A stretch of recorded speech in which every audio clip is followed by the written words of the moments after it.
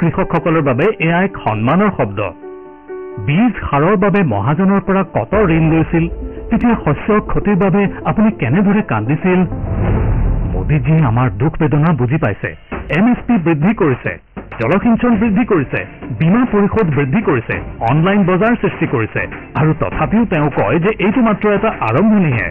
দেশক আৰু আগুৱাই লৈ যোৱাৰ মোদীজীৰ এয়া গ্যাৰাণ্টি, আৰু মোদীজীক আগুৱাই লৈ যোৱাৰ গ্যাৰাণ্টি মোৰ।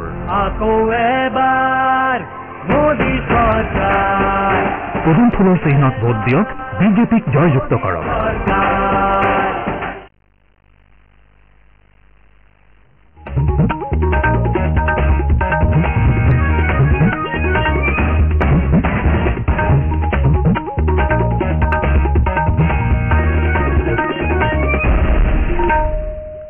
এয়া আকাশবাণী গুৱাহাটী ডিব্ৰুগড়। সন্ধিয়া 6 বজাৰ বাতৰি পঢ়িছো ৰূপজ্যোতি বৰুৱাই। বিজেপিয়ে 400খনতকৈ অধিক আসন লাভ কৰিলে সংৰক্ষণ ব্যৱস্থাৰ অৱসান ঘটাব বুলি কংগ্ৰেছে ভুৱা প্ৰচাৰ চলোৱা বুলি বিজেপিৰ জ্যেষ্ঠ নেতা তথা কেন্দ্ৰীয় গৃহমন্ত্ৰী অমিত শ্বাহে অভিযোগ তুলিছে। গুৱাহাটীত আজি সংবাদ মাধ্যমৰ সৈতে হোৱা কথা বতৰাত কেন্দ্ৰীয় মন্ত্ৰীগৰাকীয়ে এইদৰে অভিযোগ কৰে। শ্ৰীশ্বাহে কয় যে এই দাবী সম্পূৰ্ণ ভিত্তিহীন। তেওঁ কয় যে বিজেপিয়ে অনুসূচিত জাতি, অনুসূচিত জনজাতি আৰু অন্যান্য পিছপৰা শ্ৰেণীৰ বাবে সংৰক্ষণৰ পোষকতা কৰে। বিজেপিয়ে সমগ্ৰ দেশত ভাল সঁহাৰি লাভ কৰা বুলিও নেতাগৰাকীয়ে দাবী কৰে। কৰ্ণাটকৰ হাছান সংসদীয় সমষ্টিৰ প্ৰাৰ্থী প্ৰজ্বল ৰেৱান্নাৰ অশালীন ভিডিঅ' সম্পৰ্কীয় অভিযোগ সন্দৰ্ভত বিজেপিৰ স্থিতি স্পষ্ট কৰি শ্ৰীশ্বাহে কয় যে তেওঁৰ দলে মহিলাৰ বিৰুদ্ধে যিকোনো অপৰাধ সহ্য নকৰে আৰু বিষয়টো সন্দৰ্ভত আৰক্ষীৰ তদন্তৰ পোষকতা কৰে।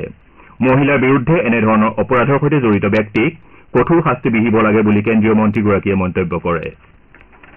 ৰাজ্যৰ 4টা সমষ্টিক্ৰমে গুৱাহাটী, বৰপেটা, ধুবুৰী আৰু কোকৰাঝাৰত 7 মে'ত লোকসভা নিৰ্বাচনৰ তৃতীয় পৰ্যায়ৰ ভোটগ্ৰহণ কৰা হ'ব। এই 4টা সমষ্টিত বৰ্তমান বিভিন্ন ৰাজনৈতিক দলৰ প্ৰচাৰ অভিযান তীব্ৰ হৈ উঠিছে।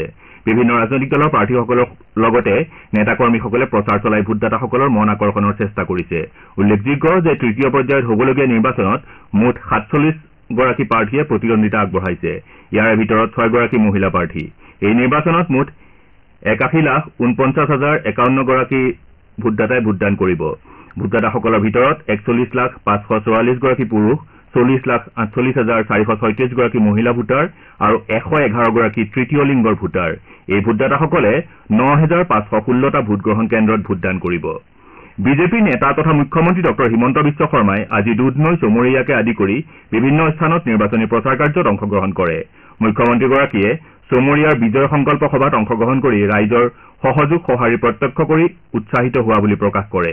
তেওঁ উন্নয়নৰ স্বাৰ্থত মিত্ৰজোঁটৰ প্ৰাৰ্থী বিজুলী কলিতা মেধিক ভোট দিবলৈ আহ্বান জনায়। মুখ্যমন্ত্ৰীগৰাকীয়ে গোৱালপাৰা জিলাৰ ৰংজুলিত গুৱাহাটী লোকসভা সমষ্টিৰ বিজয় সংকল্প সমাৱেশ শীৰ্ষক বিশাল নিৰ্বাচনী প্ৰচাৰ সভাত অংশগ্ৰহণ কৰে। কেন্দ্ৰীয় মন্ত্ৰী তথা বিজেপি নেতা সৰ্বানন্দ সোণোৱালে বাক্সাৰ থমনাত আজি কোকৰাঝাৰ লোকসভা সমষ্টিৰ মিত্ৰজোঁটৰ প্ৰাৰ্থী জয়ন্ত বসুমতাৰীৰ হৈ প্ৰচাৰ চলায়। সাংবাদিকৰ আগত কেন্দ্ৰীয় মন্ত্ৰীগৰাকীয়ে কয় যে জনসাধাৰণৰ সহযোগিতাই মিত্ৰজোঁটৰ প্ৰাৰ্থী জয়ন্ত বসুমতাৰীৰ জয় নিশ্চিত কৰিছে। মন্ত্ৰীগৰাকীয়ে আৰু কয় যে কেন্দ্ৰীয় চৰকাৰ আৰু ৰাজ্য চৰকাৰৰ কাৰ্যৰ বাবে জনসাধাৰণ অতি আনন্দিত। ইফালে বাক্সাৰ, সোণবাৰী আৰু শালবাৰীত মন্ত্ৰী উৰ্খাও ব্ৰহ্মইও কোকৰাঝাৰ লোকসভা সমষ্টিৰ মিত্ৰজোঁটৰ প্ৰাৰ্থীগৰাকীৰ হৈ প্ৰচাৰ কাৰ্য চলায়। মন্ত্ৰী ব্ৰহ্মই সংবাদ মাধ্যমত উল্লেখ কৰে যে প্ৰথম আৰু দ্বিতীয় পৰ্যায়ৰ লোকসভা নিৰ্বাচনত বিজেপি মিত্ৰজোঁটে 10খন আসনি লাভ কৰিব। বিজেপি নেতা তথা মন্ত্ৰী পীযুষ হাজৰিকা আৰু অজয় কুমাৰ ৰায়ে বিজনী বিধানসভা সমষ্টিৰ অন্তৰ্গত বিষ্ণুপুৰত নিৰ্বাচনী সভাত অংশগ্ৰহণ কৰে। তদুপৰি মন্ত্ৰীগৰাকীয়ে মাজৰাবাৰী আৰু পালেংবাৰীতো 2খন নিৰ্বাচনী সভাত অংশগ্ৰহণ কৰে। অগপ সভাপতি তথা মন্ত্ৰী অতুল বৰাই আজি ধুবুৰী লোকসভা সমষ্টিৰ মিত্ৰজোঁটৰ প্ৰাৰ্থী জাভেদ ইছলামৰ হৈ গোৱালপাৰা জিলাৰ গোসাইডুবি আৰু সোণাৰীত নিৰ্বাচনী প্ৰচাৰ চলায়। ইফালে অগপৰ কাৰ্যকৰী সভাপতি কেশৱ মহন্ত আৰু বিজেপি নেতা জয়ন্ত মল্ল বৰুৱাই দক্ষিণ শালমৰা মানকাছৰ জিলাৰ হাটশিঙিমাৰীত নিৰ্বাচনী প্ৰচাৰ সভাত অংশগ্ৰহণ কৰে। ৱেষ্ট ইণ্ডিজ আৰু আমেৰিকাত অনুষ্ঠিত হ'বলগীয়া ICC পুৰুষৰ T20 বিশ্বকাপ 2024ৰ বাবে ভাৰতীয় ক্ৰিকেট দলটো ভাৰতীয় ক্ৰিকেট নিয়ন্ত্ৰণ বোৰ্ডে ঘোষণা কৰিছে। ৰোহিত শৰ্মাই দলটোক নেতৃত্ব দিব আৰু হাৰ্দিক পাণ্ডিয়াক উপ অধিনায়ক হিচাপে নিযুক্তি দিয়া হৈছে।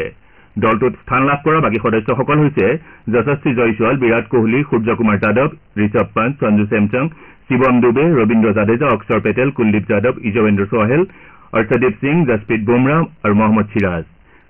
আমাৰ এতিয়াৰ বাতৰি ইমানতে অন্ত পৰিল।